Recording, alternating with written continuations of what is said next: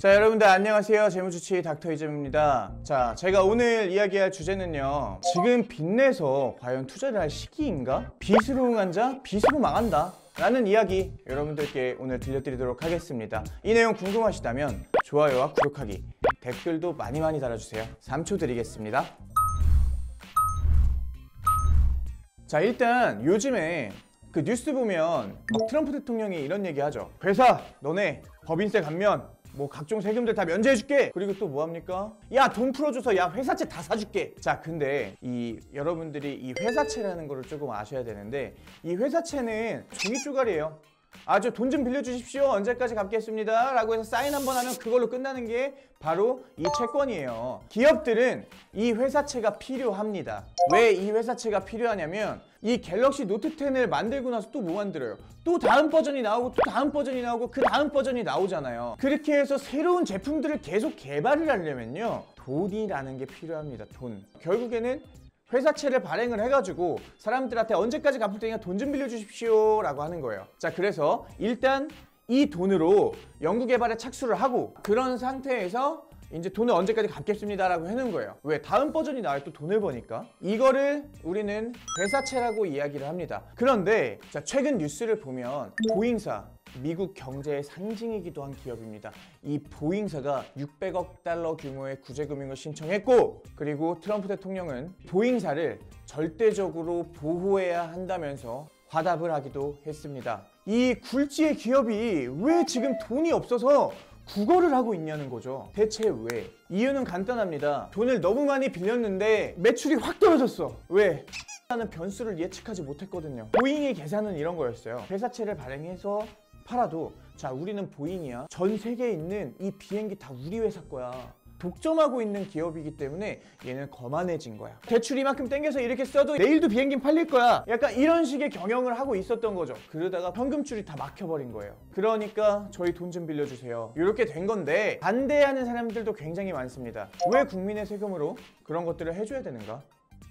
에 대해서 반문을 사고 있고, 걔네가 연구개발을 제대로 하지 않았다. 얼마 전에 새로운 항공기로 출시했던 737 맥스 벌써 추락 2번 했습니다. 근데 이 항공기에 대한 결함도 잡지 않았고, 이 항공기를 연구하면서 연구 비용을 쓴 게 아니다 얘네는. 그럼 그 회사채 갖고 뭐 했냐, 그 많은 돈 빌려서 어떻게 했냐 라고 했더니 여기서 답이 딱 나온 거야. 그 40조를 빌려가지고 어디다 했냐면 가사주를 사기 시작한 거야. 그러니까 보잉이 보잉 주식을 막 사들인 거예요. 그러니까 주가는 계속 올라, 투자자들도 막 몰려. 이런 형태의 경영을 계속 해왔던 겁니다. 그런데 이 보잉사는요, 이 비행기 기체 결함으로 인해서 추락사고가 났고, 그것 때문에 2019년도 7,500억 규모의 손실을 입었어요.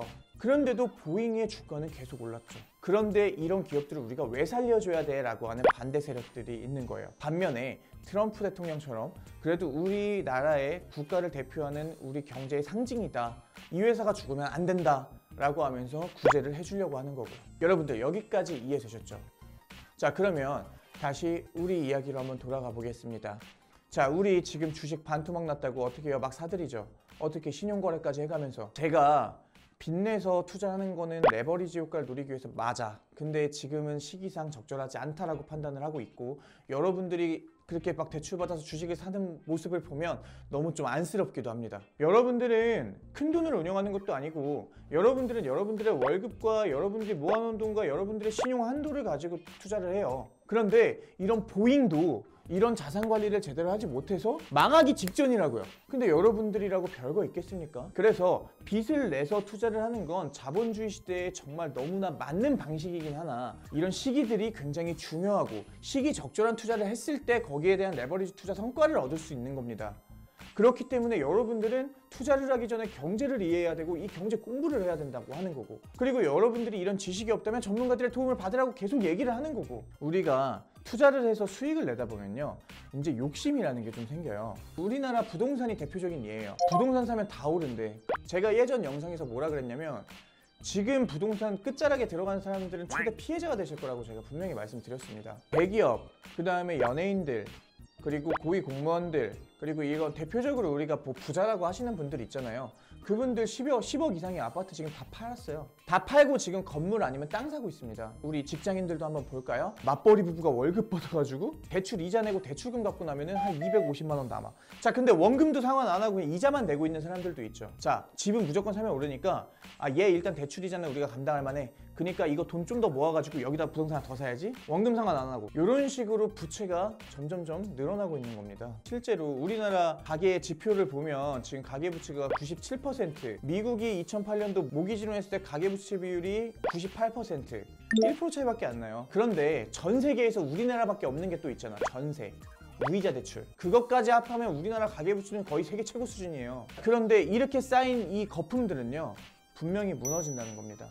여러분들, 미국 증시 지금 나스닥 완전 폭락하고 있죠. 미국 증시가 거품이었다고 하는 건 뭐였냐면 보잉사만 이렇게 막 자사주를 매입했던 게 아니에요. 애플, 나이키 이런 대표적인 제조업들 있죠. 이 제조업들은 사실 뭔가를 투자해가지고 이 생산 설비를 이렇게 만드는 게 굉장히 부담스럽거든요. 그러니까 어떻게 해요? 자사주를 매입해갖고 그냥 장부상의 숫자로 장난을 치는 겁니다. 그렇게 해서 나스닥 증시가 계속 올랐죠. 완전 수직 상승 정도로 올랐잖아요. 이게 지금 거품이었을 수 있다. 그리고 보잉처럼 회사채까지 발행해가지고 현금 가지고 있는 현금 하나도 없이 자사주를 매입했다면 지금 굉장히 어려운 상황들을 겪을 수밖에 없을 겁니다. 여러분들도 똑같습니다. 레버리지 좋습니다. 하지만 여러분들의 재정 상태에 맞게 여러분들 대출 이빠이 받아가지고 막 대출 이자 내면서 집도 사고 주식 투자도 막 하고 있어. 그러다가 여러분들의 회사 잘리면 어떻게 돼요? 돈 안 나오잖아요. 대비하셔야 된다고요. 여러분들이 회사에 잘리는 이유는 경제가 폭락하면 기업이 힘들어지고 기업이 힘들어지면 여러분들도 구조조정의 대상이 될 수 있다는 겁니다. 그래서 항상 부채 관리 잘 하셔야 됩니다. 그래서 오늘의 한 줄 평 드리고 싶어요. 빚으로 응한 자 빚으로 망한다. 이 말씀 드리면서 오늘 방송 마치도록 하겠습니다. 여러분들 다음 시간까지 안녕.